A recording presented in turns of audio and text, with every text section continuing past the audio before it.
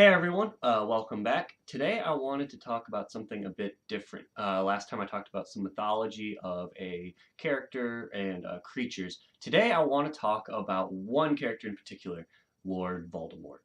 Now the reason I want to talk about him is because my D&D group and we've been dealing with a lot of liches lately, and a lot of soul gems, a lot of people trying to pursue that type of thing. And it got me thinking, nowhere in Harry Potter does it outright say, "Oh, Voldemort, you're a lich." And I know what you're thinking. First things first.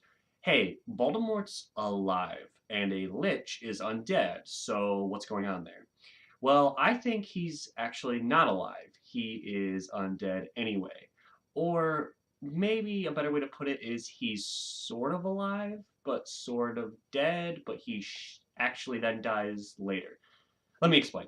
Those of you who don't know, Horcrux and the whole thing in Harry Potter about Lord Voldemort, doing that is very akin to phylacteries. I really hope I'm pronouncing that right. In Dungeons and Dragons or other popular fantasy medium, which is a lich puts their soul in a phylactery and it then allows them to go on living forever as long as the phylactery is not destroyed. Sound familiar? It should. It's very similar to the whole Horcrux thing in Harry Potter. Differences, well, that's when it starts to get complicated. When a lich becomes a lich, it's also a safely guarded secret that no one outrightly knows, that they just theorize, but you kill yourself. You drink a poison, you die, your soul gets trapped in your phylactery, and then if your body ever dies, it just reforms near your phylactery. So the difference being Voldemort, he doesn't do this. He splits his soul. So his soul gets split into the phylactery, or Horcrux. A piece of it stays behind. The reason I think this is important is because we are forgetting another type of undead that seems super alive. Vampires. Vampires, in their oldest medium, they have no soul. Their body is just animate, and when their body dies, their soul is already trapped in, sometimes it's hell, sometimes it's other things, but we'll just use hell. Their soul is already trapped in hell, and so when their body dies, they just die. Vampires can smell, they can sniff out prey, they can eat its blood, but they still do so. So their bodies still do very similar things that when they were alive.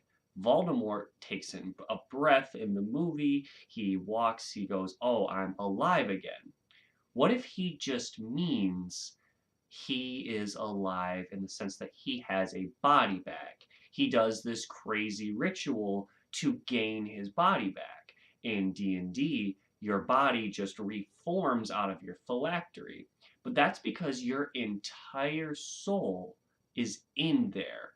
Voldemort split his soul. So, by that logic, maybe his phylacteries or Horcruxes are weaker than an entire phylactery.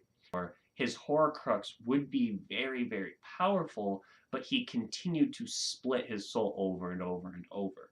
When he confronted Harry Potter as an infant, his body was destroyed, meaning he died.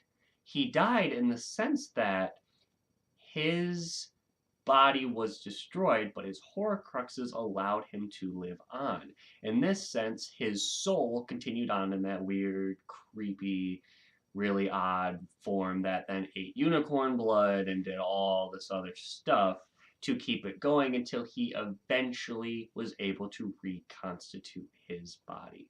I think that just because he's not the typical undead that we're used to, that doesn't mean Lord Voldemort isn't at least some type of lich. He is just a different lich than what we're used to. We're not used to liches splitting their souls. We're used to liches storing their souls. And just because a lich doesn't store all of its soul doesn't mean it's not a lich. He also continues to exist even though he and his body should have died. Also, The whole flying thing always confused me. I think it confused a lot of people. It's very important that in the books, only Voldemort can fly, and it's this big deal. But who cares? We can fly on broomsticks, we can teleport, we're all wizards, yay! Who cares? What if when you're some sort of lich or demi-lich or living lich, what if you gain the ability to fly? This would allow this huge transformation to be super important. Oh, there is a lich, he can fly, he has Horcruxes, crap. And I think that this kind of makes a little bit more sense to the whole thing, like why it's such a big deal. That's just my take on it. I think that just because he's not the typical lich that we're used to, that maybe he's this weird pseudo lich, or he has access to even darker magics that allows his body to be way more constituted than normal. But I think we also have to take into the fact that a normal lich, yeah, their flesh gets really tight and it withers, but their bones always stay. And I don't know about you, but Voldemort certainly doesn't look like a normal human to me. The whole nose thing obviously is an easy joke there, but he certainly looks different. And that's just because of years of doing these evil things has made him more snake-like. But still, he doesn't come back looking exactly like a human. You could argue that that's just because he is a Dark Lord.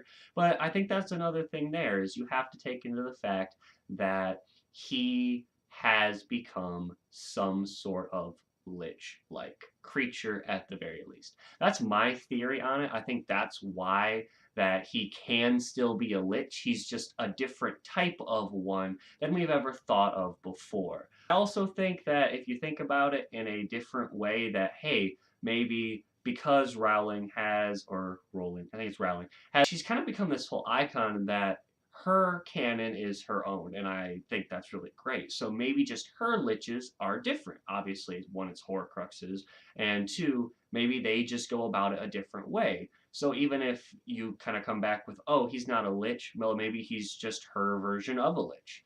So that'll do it for today. I just thought that was something to think about. If you disagree with me, tell me why in the comment section down below. If you agree, tell me that too. Give it a like if you like this video in general. I'd be happy to discuss it with you. And if you want me to do something about maybe this video in the future, like hey, talk about mythology of liches next, I'd be happy to do that. There's a whole lot of things to talk about with demi-liches and how there's already different kind of liches anyway. Like and subscribe for more content, and I'll see you in the next one.